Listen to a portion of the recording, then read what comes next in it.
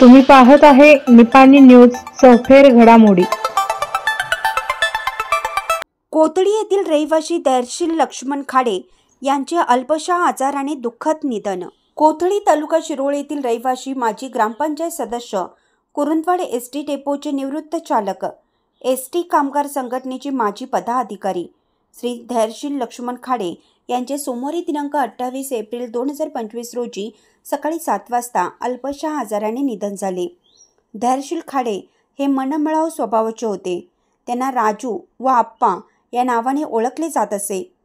त्यांच्या निधनाने परिसरात हळहळ व्यक्त केली जात आहे। त्यांच्या पश्चात पत्नी, मुलगा, मुलगी, सून, जावई, भाऊ, नातवंडे असा मोठा परिवार आहे।